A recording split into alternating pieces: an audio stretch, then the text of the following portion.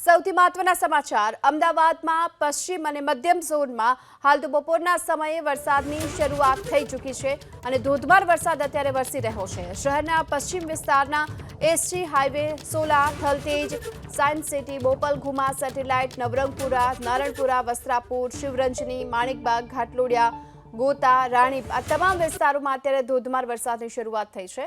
તો આ તરફ મધ્ય ઝોનના જમાલપુર, પાલડી, ખાડિયા, લાલ દરવાજા, એલિસ બ્રિજ, આંબાવાડી, વાડજ, સુભાષ બ્રિજ, શાહીબાગ સહિતના વિસ્તારોમાં પણ વરસાદ વરસ્યો। શહેરના પશ્ચિમ ઝોન અને મધ્ય ઝોનમાં 1 કલાકમાં જ 1 ઇંચ સુધીનો વરસાદ વરસી ચૂક્યો છે, જ્યારે કે શહેરના અન્ય વિસ્તારોમાં હળવાથી મધ્યમ વરસાદ નોંધાયો છે।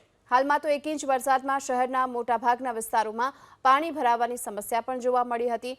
રોડ રસ્તા પર હાલ તો પાણી ભરાયેલા પણ જોવા મળી રહ્યા છે। અમદાવાદમાં બપોરના સમયે વરસાદ વરસવાનો શરૂ થઈ ચૂક્યો છે। અમદાવાદના અલગ અલગ વિસ્તારોમાં વરસાદ હાલ વરસી રહ્યો છે। ખાસ કરીને થલતેજનો વિસ્તાર હોય, ઘાટલોડિયાનો વિસ્તાર હોય, એસજી હાઈવેનો વિસ્તાર હોય, તમામ જગ્યાએ હાલ વરસાદ વરસતો જોવા મળી રહ્યો છે। વરસાદની ફરીથી એક વખત ધમાકેદાર એન્ટ્રી અમદાવાદમાં થઈ છે। બપોરના સમયે અચાનક જ વાતાવરણમાં પલટો આવ્યો છે અને વરસાદ વરસવાનો શરૂ થયો છે।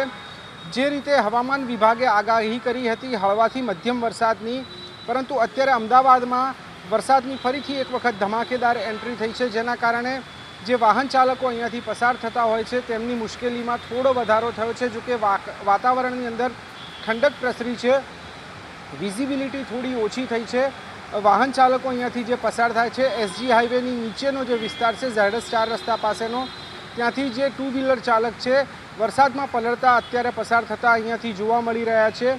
જે પ્રમાણેની આગાહી કરવામાં આવી છે તે પ્રમાણે રાજ્યભરના અલગ અલગ જિલ્લાઓની અંદર હળવાથી મધ્યમ વરસાદની તો ક્યાંક ભારે વરસાદની આગાહી છે। તેની વચ્ચે અમદાવાદમાં બપોરના સમયથી જ વરસાદ વરસવાનો શરૂ થઈ ચૂક્યો છે। તેવામાં હજુ ભારેથી અતિભારે વરસાદની હાલ કોઈ આગાહી નથી। તેની વચ્ચે હળવો અને મધ્યમ વરસાદ અમદાવાદના એસજી હાઈવેના આસપાસના વિસ્તારોમાં જોવા મળી રહ્યો છે।